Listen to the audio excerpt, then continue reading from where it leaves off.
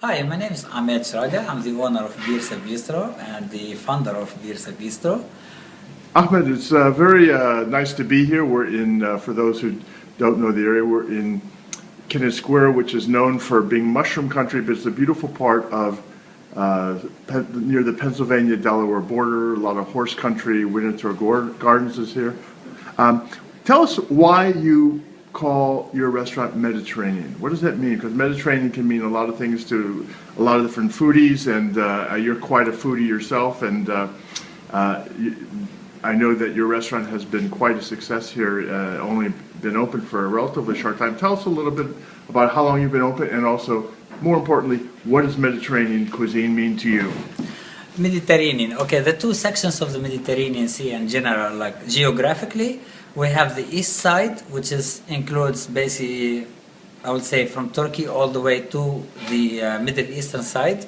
And we have the section start basically from, I would say, from Malta all the way back to Spain, which is that region very rich with the top high-end cuisines in the world, including Spanish, French, Italian, Tunisian, Moroccan, Maltese.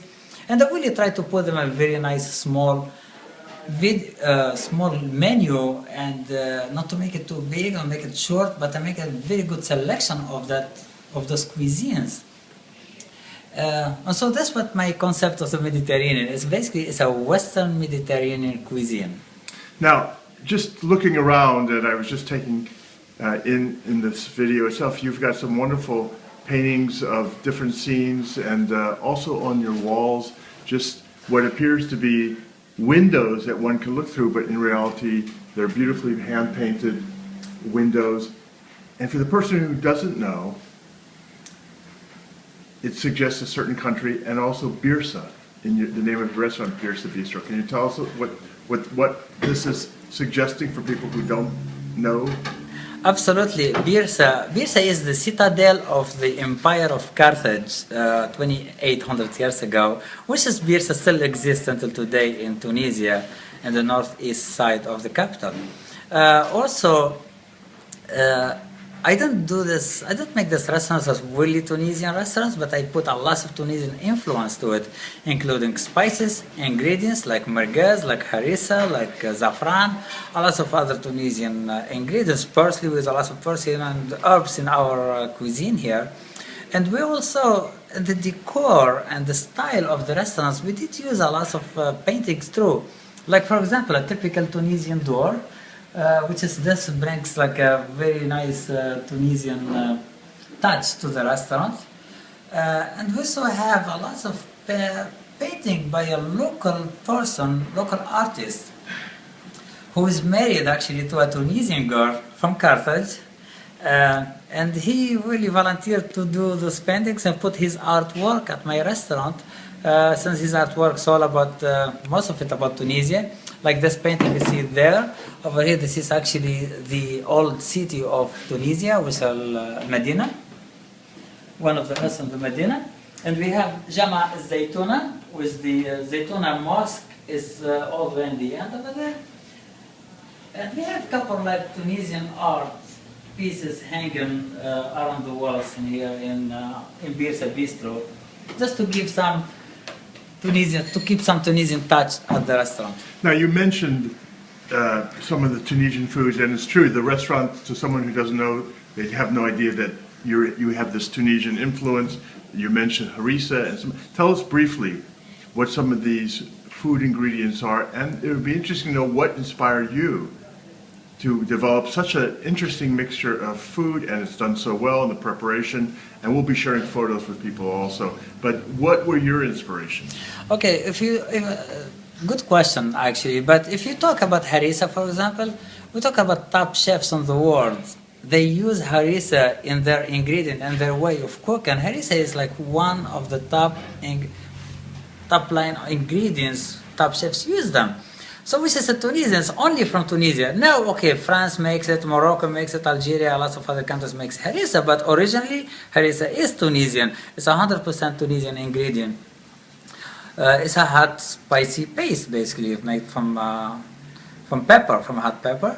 So we also have used a lot of merguez here, which is a Tunisian lamb sausage. It has very full of flavor. People love it. Very, very known across the world, especially for foodie people. And I use this merguez a lot. So, like I have it like mentioned in different dishes on my menu. And we also use saffron, we use rosemary, we use coriander, we use a lot of Tunisian spices and herbs to cook our food.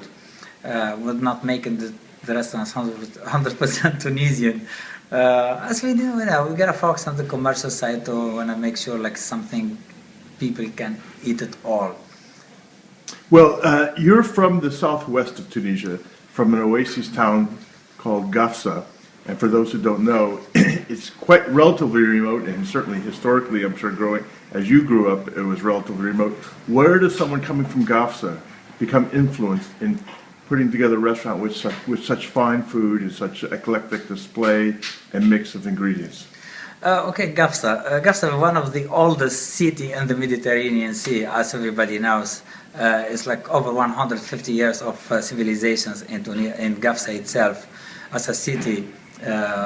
And people existed in that city for like that long.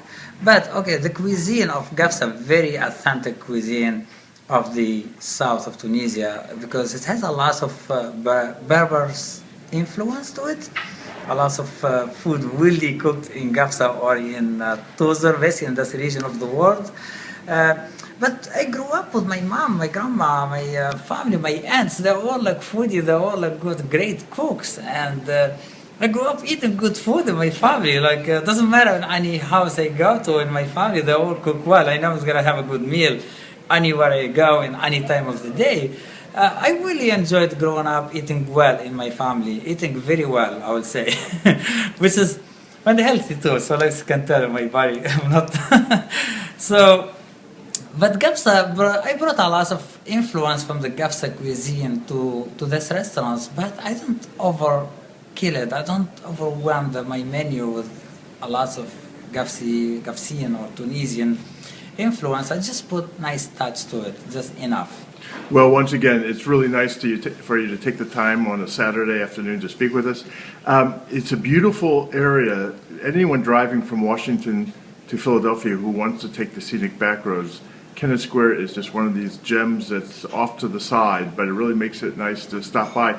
Now, one last thing I can ask, as I understand from our discussions, you went back to Tunisia just several months ago for the first time in many, many years.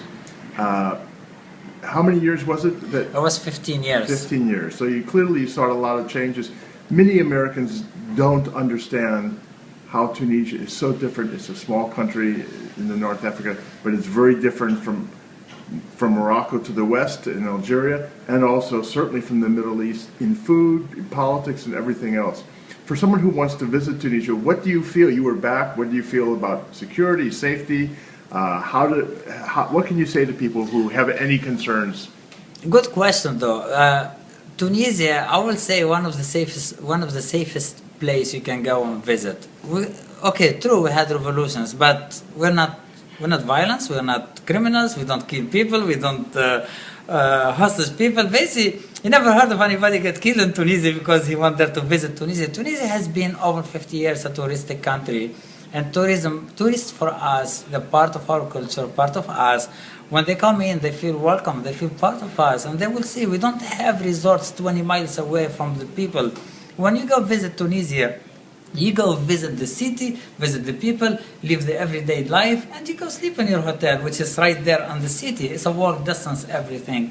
And this is the culture and the style of the Tunisian tourism. It's not an excluded tourism style, like you go somewhere else in the islands, I don't know where, like it would be like your resorts will be 20 miles away from the people.